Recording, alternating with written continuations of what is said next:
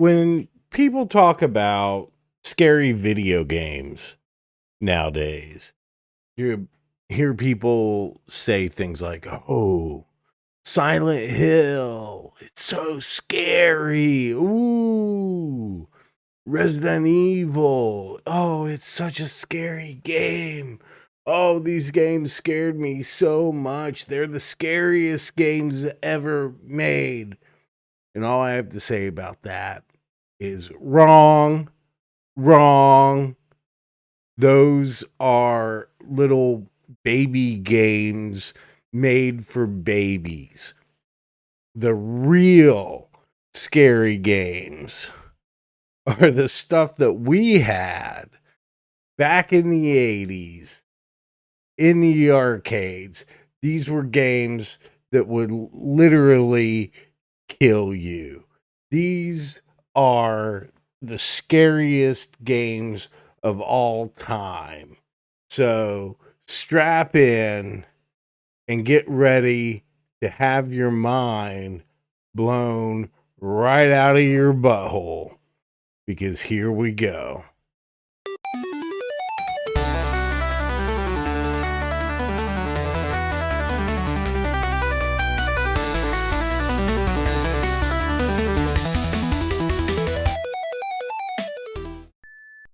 Okay.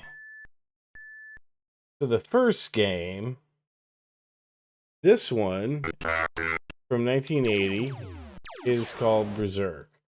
And this actually has deaths attributed to it. This game has a body count. Intruder alert. Now, Intruder three alert. actual deaths have been linked to this game.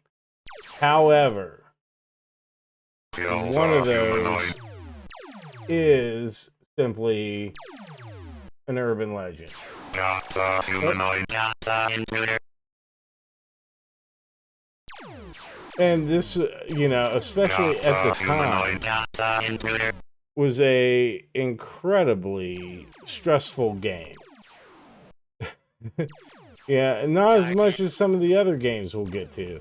But you got, this was 1980, 1981. Yeah, like Pac-Man Fever was sweeping the world, but, this was a little different. Now,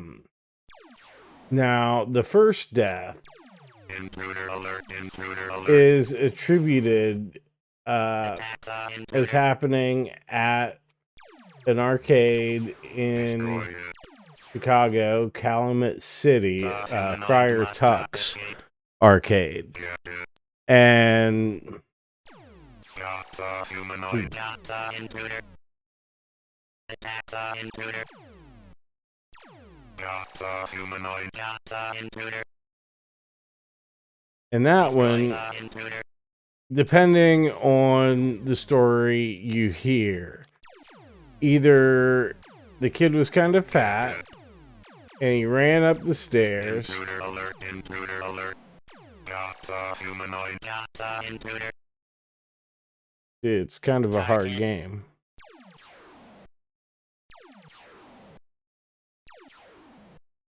And he was out of breath and he had myocarditis or whatever, a certain shot people were getting a few years back would cause, but clearly this was well before that.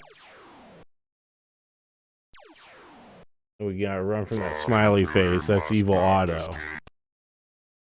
Destroy it. And Intruder alert. Intruder alert.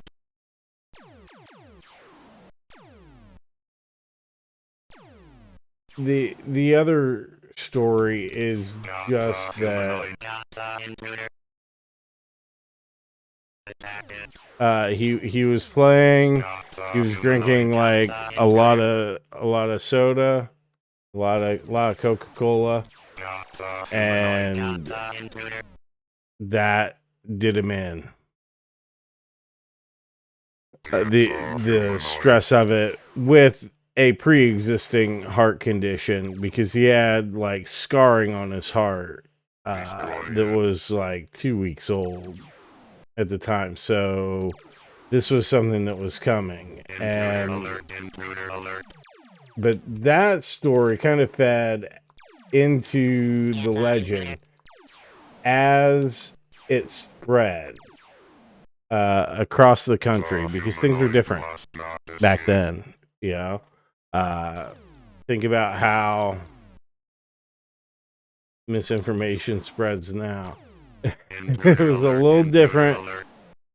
Took a you auto got me. Took a bit longer. Attacks a humanoid.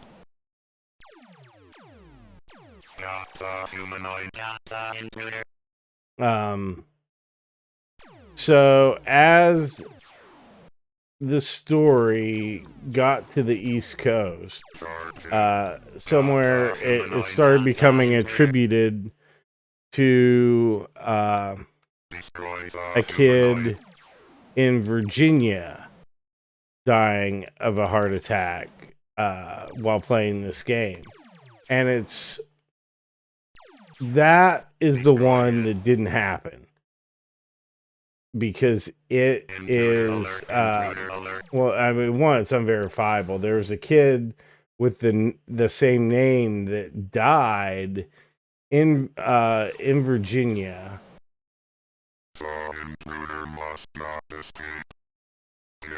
But it was from like a car accident. It wasn't. There's nothing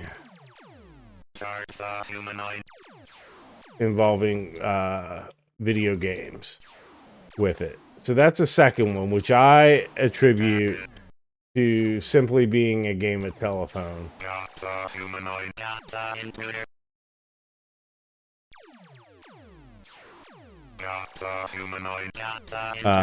The third death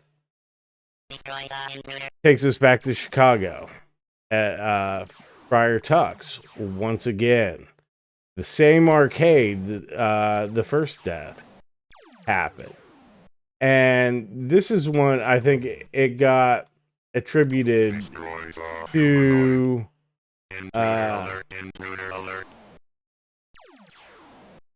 Berserk after the fact, because it was at the same arcade. But there was a kid who got stabbed. Like, he was playing video games, and this other kid came up and said that the quarters or the tokens that the one kid had placed on the machine were his.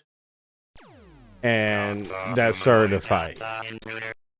And it resulted in them getting kicked out, both parties getting kicked out of Friar Tuck's.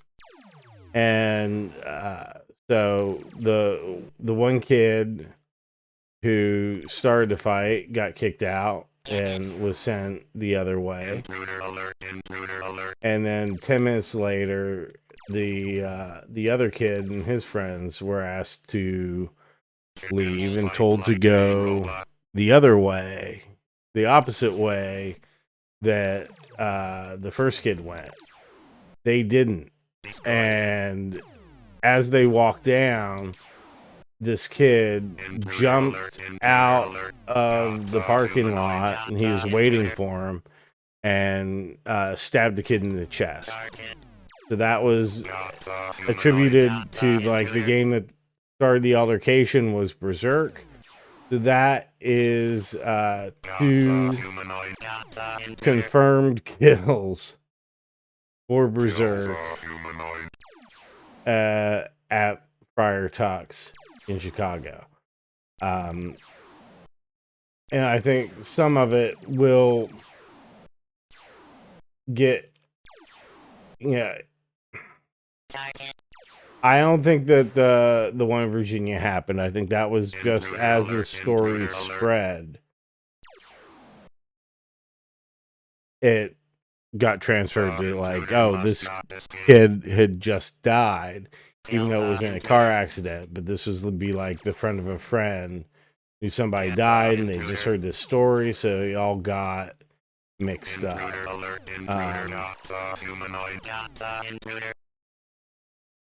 But you know, and the stabbing thing, like this, we don't think of arcades now as being these, you know, this sort of place where that's going to happen. Is it like the family fun center, you know, like since the 80s, really, the late 80s, and even when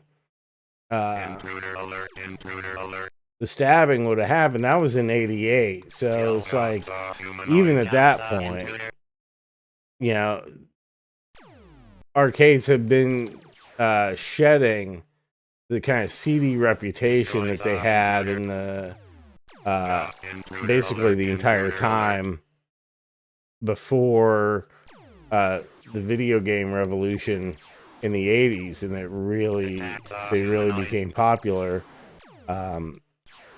But like even then, they were seen as these kind of seedy, unsavory sort of places. Yeah, it was the Vice Den for kids. And you know, fights would break out. I know I had a local arcade that got closed down a couple of times because people were selling drugs out of it. It in a college town in, you know, the mid to late 80s. So these were things that happened, and especially like, okay, if you're talking like south side of Chicago, that's never been like a nice place. So, you know, you got to imagine, yeah, you're going to be more likely to get shot or stabbed or something there, shot today. But, you know, arcades did have this reputation, especially in cities. Especially like if they weren't in a mall. Even in malls, they were still kind of, you know, known as that for a long time until they really gained the more family-friendly reputation than we have today, because they're not arcades, they're family fun centers. They're fun family amusement centers. In the business parlance. So they really want to emphasize that to distance themselves from the violent seedy past. Like even in the 80s, there was, you know, federal stings about gambling on stuff. I mean, pinball was just legalized in New York City. Yeah, not too long ago. Because there was a lot of like gambling stuff involved in that, a lot of organized crime involved in that. So I don't think there's any, you know, it makes sense. I'll just say that much of the U.S. video game pinball companies, amusement companies, were based in Chicago. Yeah. Just saying, because that was a thing. There's one in my neighborhood. I wish I could find more information about the neighborhood I live in now. But back in the 80s, so like long before I lived here, but there was this thing, there was like some weird scam with food stamps and stolen merchandise being like sold out of the back of this arcade. And I can't even find like any information outside of like the one local newspaper article archives about this place existing. But it's really fascinating to me. Gata humanoid. Gata intruder. And that this is also giving rise to a lot of like urban legends like Polybius and shit like that. Gata intruder. But that's Berserk, and this is a scary game because it gets very stressful, and especially with Evil Otto, that smiley face comes changing that you can't beat him, you can only run. And so even now, like with the robots mocking you, like get the humanoid in that voice. Ooh wee, that's gonna really amp it up.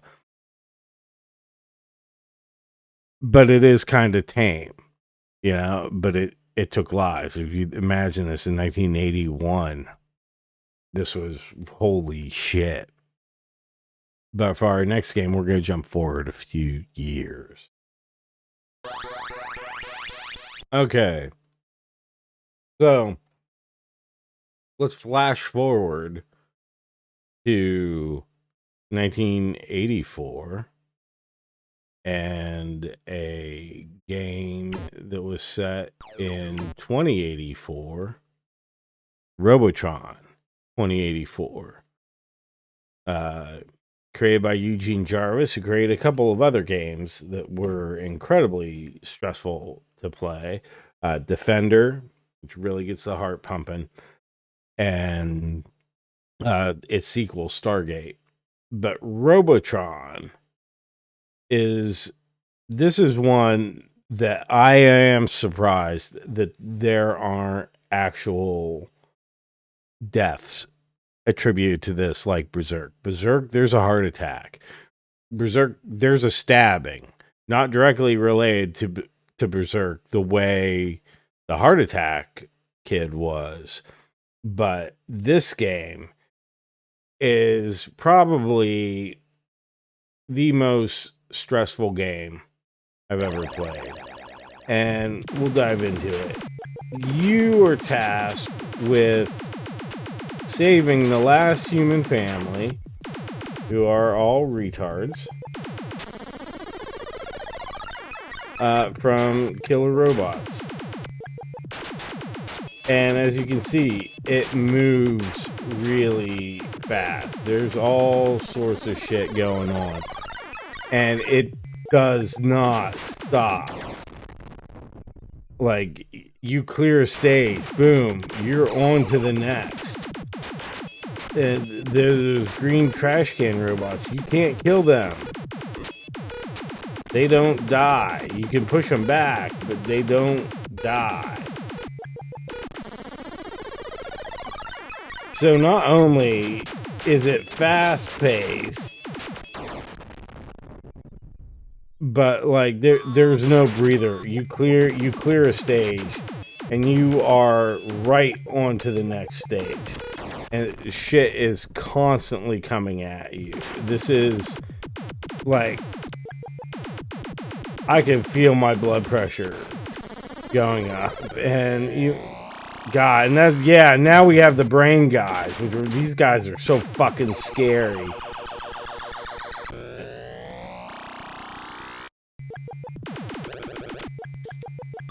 They shoot these fucking lasers, and, oh my God. Ah!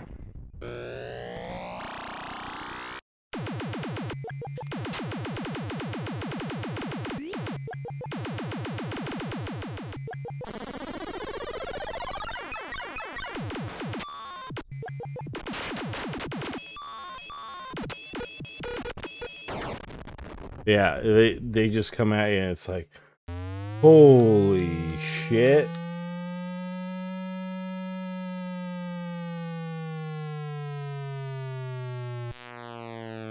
This is like just the most stressful game. And I do. I feel my blood pressure go up in a way that it never did with Berserk. And even though that would get incredibly stressful, sometimes. It's funny, like, my first exposure to this game was actually on the Apple II, which, you know, graphically isn't great, but it was a pretty good port. I gotta say, like, it really captured the spirit of it. And so I saw it in the arcade. I'm like, oh yeah, cool, this game. And, you know, I had the twin sticks, which was much nicer than, you know, the crappy joystick on the Apple II. But, oh my god, yeah, it was so much more insane. And, whew.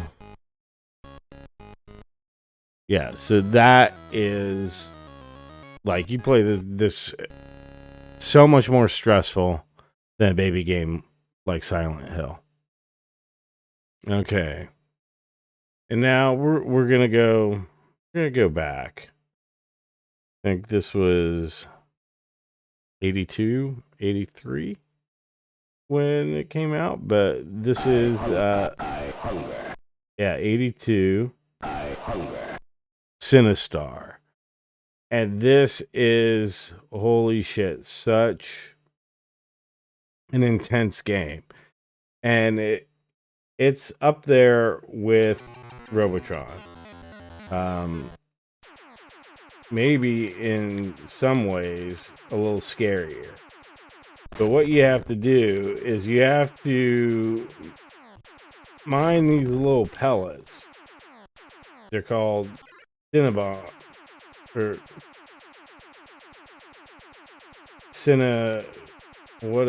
oh shit. And then those guys just come out. Yeah, you gotta get the Cinnabombs before those red ships, because they're also trying to get them. But they will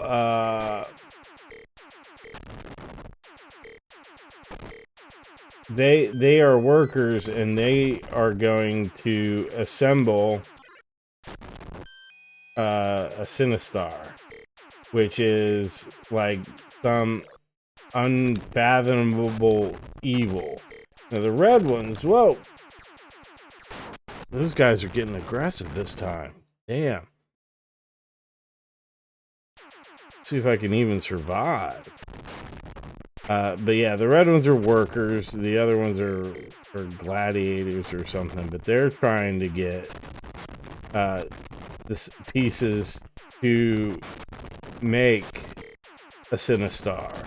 Beware, and they make him, and then you hear that voice. beware, coward. And then he just comes flying at you.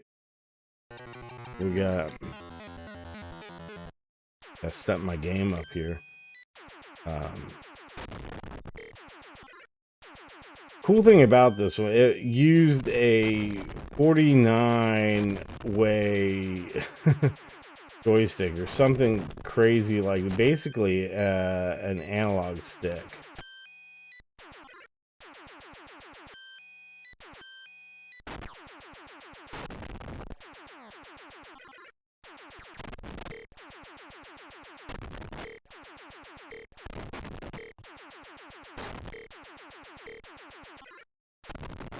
And you need to get 13 Cinnabombs to stop Sinistar. It takes that many hits to kill him, while you're avoiding those gladiator or guardian ships and trying to run from him, because he is so much faster than you. Now, like, this had a stand-up cabinet, but it also... Oh, yeah. And he lets you know he's alive. And here... Yeah, that fucking roar as he just comes on the screen and comes after. And then he fucking eats you. Beware, I live.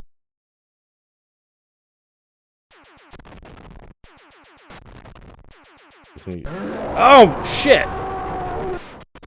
Like, he comes out of nowhere. This is so scary. Beware, I live. I hunger. Oh, we got enough. We got enough. I mean, yeah. Run, coward.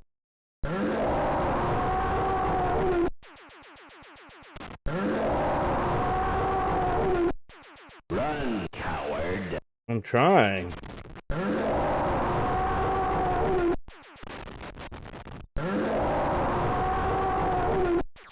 Ah, of course, the little bastard got me. So I'm still gonna try to show you what it's like to blow him up. At least get a hit on him. You don't want to shoot him too fast. The planetoids.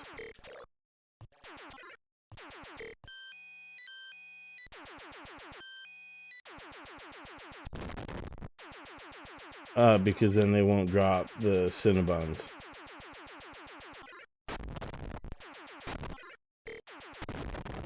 And you need to go to Cinnabon, collect the Cinnabons, and make Cinnabons.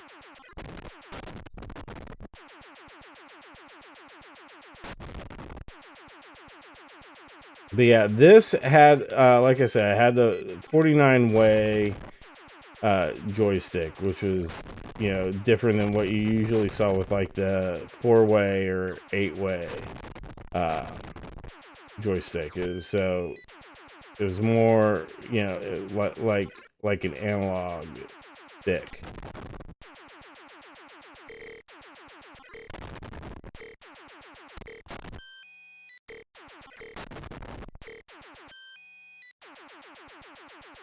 And there was the stand-up version, but then there was like the sit-down, and the sit-down was the supreme one because it was also like it put the speakers right behind you.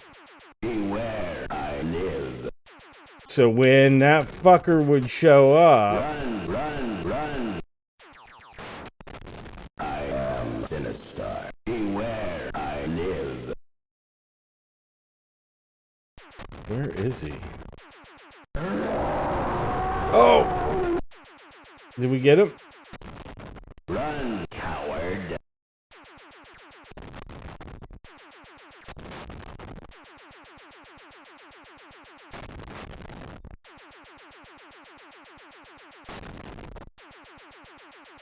Beware, coward. I think he's there. Oh, damn, I hit him. Beware, I live. Yeah, if you're playing this in the sit-down version, holy shit. There we go, we're getting him. And we just beat a Sinistar. And then it warps you just automatically to the next zone. And it keeps going, but it gets more intense. You get a lot more of those guys coming at you. And like I said, you want to have and the workers there's a lot more of them, so they're gonna look at all these fuckers. Damn. But yeah, 18. I haven't even had a chance to mine any because I can't get these guys off my ass. Oh, now he lives. Great. But yeah, if you're in the sit-down version of this, holy shit! When that stereo of him would just that roar, oh man, just so scary, way scarier than any of the crap that you get nowadays. That's supposed to be scary, but it's all the same junk. Oh no, it's spooky. Yeah. Sinistar is cosmic fucking evil that's just coming at you and making fun of you while he does. So And the next game, this is one that's very unknown. 1983, I believe, Uncle Poo by Diatech. And God, this is such a scary game because it's so weird.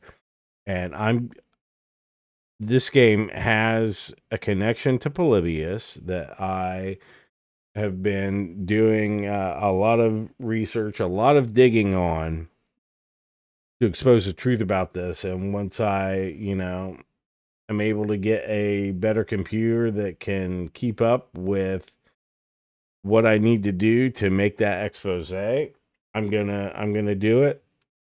I'm gonna dig in, but until now, we're just gonna see how scary this game is. I mean, it's called Uncle Poo. That's pretty fucking scary. And then it doesn't ask you to play, it just says, "Let's Uncle Poo." Like, what is going on? And so you have a fart attack and you just gotta fart on these guys, and it's so bad, like, you fart on them and you kill them. I mean, they're trying to kill you too, so fair enough.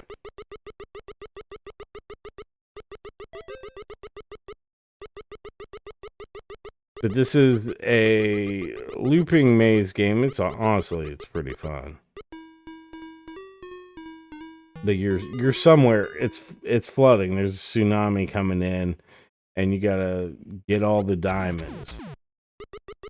And this is one that I think people are just discovering because of ROMs, because it was not very widespread. I can't even get confirmation that it was ever released in the US. I mean, there's the Polybius connection that I'm not going to go into here. But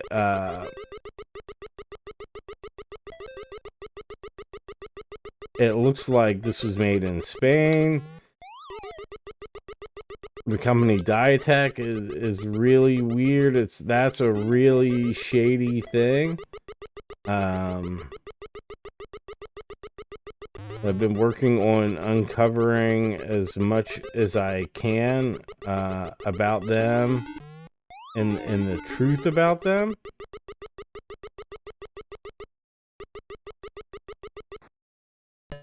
Yeah, so we just cleared a stage.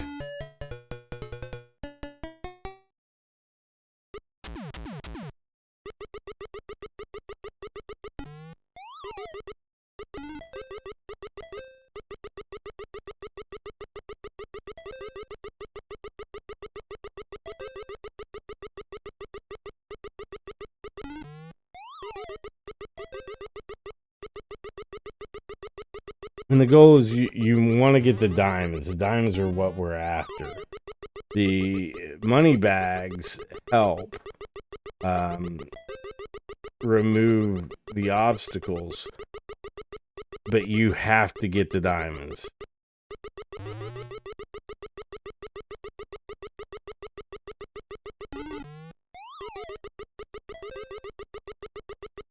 That's the only way for you to clear the stage.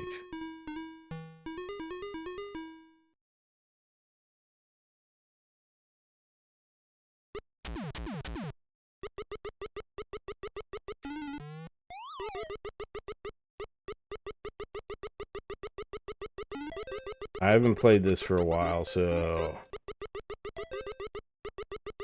I'm not expecting to do too good. I would really love to get stage 2 cleared for you guys so you can see the really scary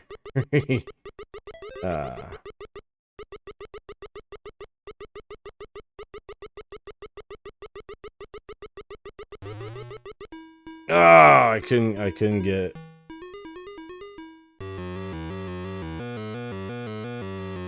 But yeah, you have a Galaga challenging stage where you just fart. You fart on them as they're all coming at you. And this is it's so weird. It's so scary. Like when you play this game, like you're just kind of like, what the hell is this? I'm scared. It feels like something you shouldn't be playing. There's like some dark secret to this. Like you are getting in touch with whatever dark forces Uncle Pooh is farting out of his butt. And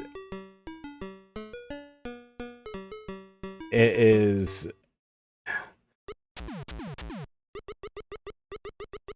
It keeps you coming back. Like, I'm like, oh man, I want to play this some more. You feel like you're gonna unlock some secret, some hidden truth that maybe you shouldn't. Maybe some things should be hidden away and forgotten, like Uncle Pooh. I don't know, but.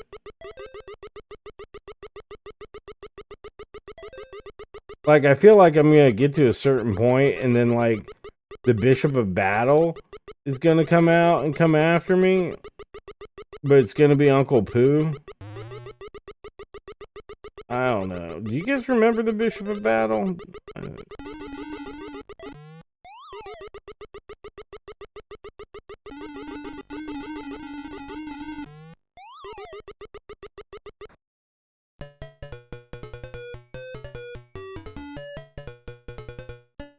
This feels like that. I mean, and that's, again, I mean,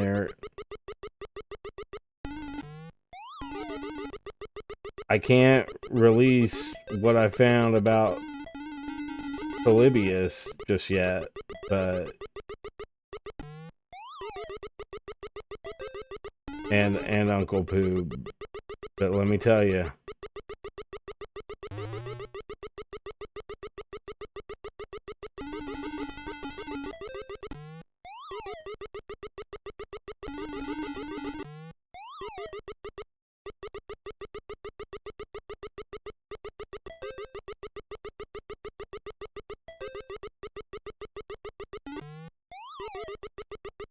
come on. Ah! Uncle Pooh's greedy, and he makes you greedy.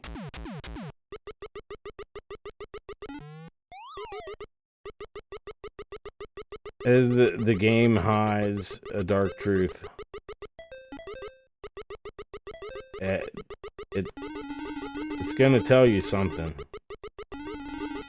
It'll reveal the deepest, darkest parts of your soul.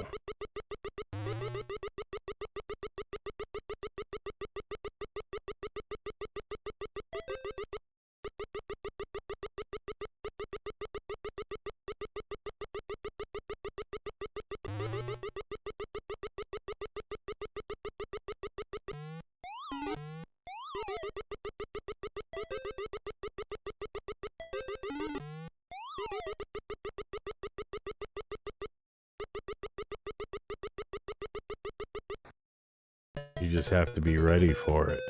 So here we go. Oh. I thought oh yeah, here's the challenging round.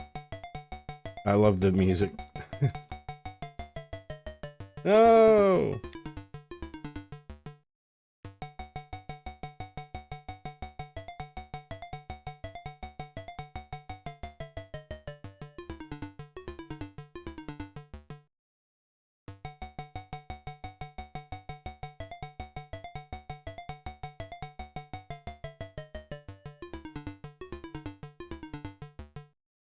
We did not do good there. Enough for an extra life at 30,000.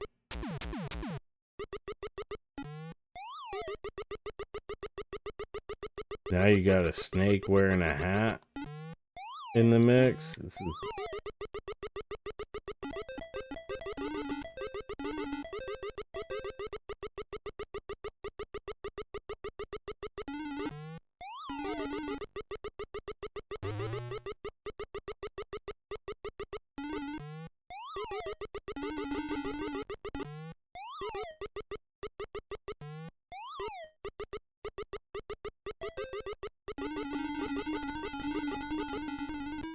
Ah.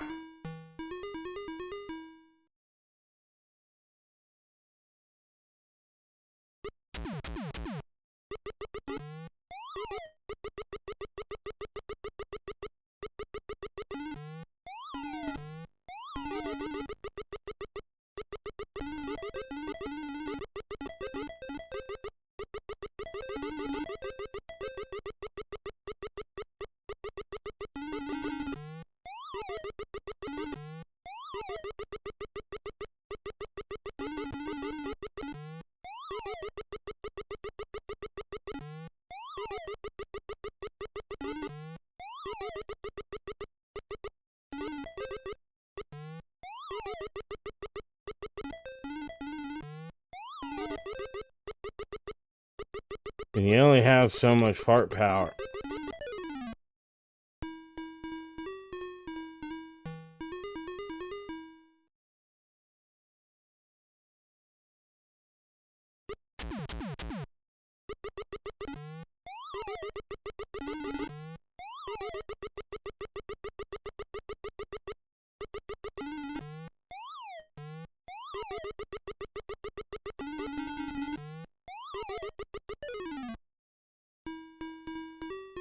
But yeah, that is Uncle Pooh, and that might be scariest goddamn game known to man. There's a reason it's been hidden for so long. Forgotten. Buried. Oh, man. And for a little bonus game, we're gonna go with this this one, which created a lot of stress for me. I wouldn't call it one of the scariest games, but it does have a pretty scary moment in it. But that's 720. And this was one, it was like, oh yeah, I was always so fascinated with it.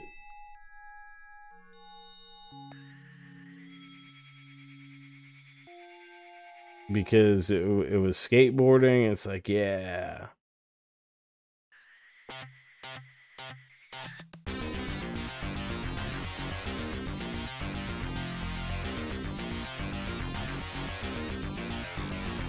It kind of handled weird. It had like a weird joystick to it, but you have only so much time to get to a park, and you have to, and when you run out of time,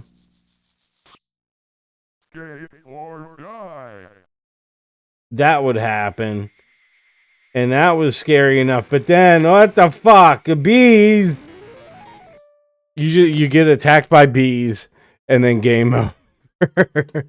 And that's it. That's all you get with Skate or Die. It's just like, what the hell? You can't fuck around.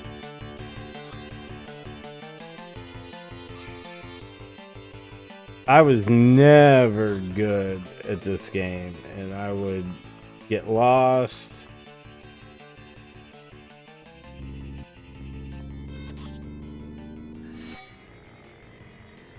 I would never have enough cash to get to the next park, that sort of thing. Oh.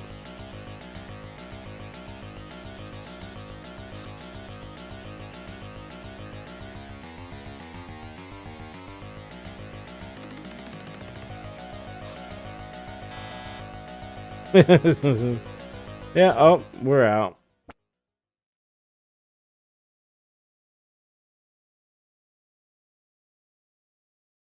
So now you gotta go grind for points.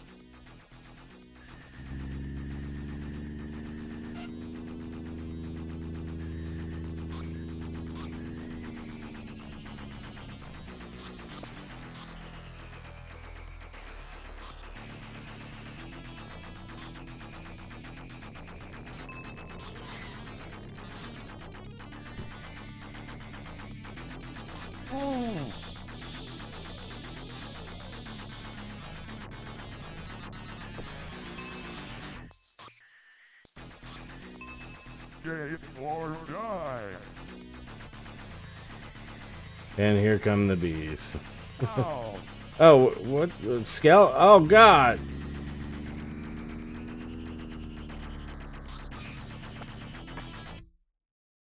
And that's it. Yeah, not really a scary game, but I like the skate or die and then the bees coming at you. So I just wanted to throw that in there for a bonus. But still, like, you be playing this, and especially like, okay, a lot of arcades, this would be 50 cents. And that, like, you could continue with a quarter, but like you're dropping 50 cents in, and it was not a good return if you weren't good at it. For that, just from a time perspective, unless you were like really, really good. But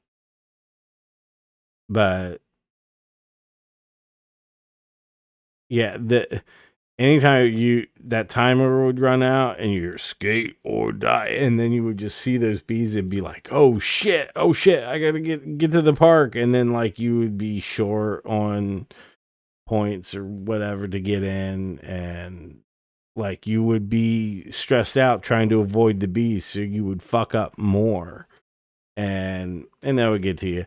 And I think this was a lot scarier, a lot more stressful than what you see in games today. So there you go. We got 5 games scarier than what kids today think are scary games.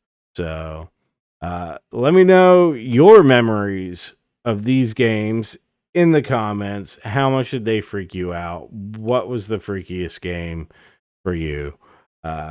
Leave a comment. Let me know. Don't forget to like and subscribe, and I will catch you all next time. Thanks for watching.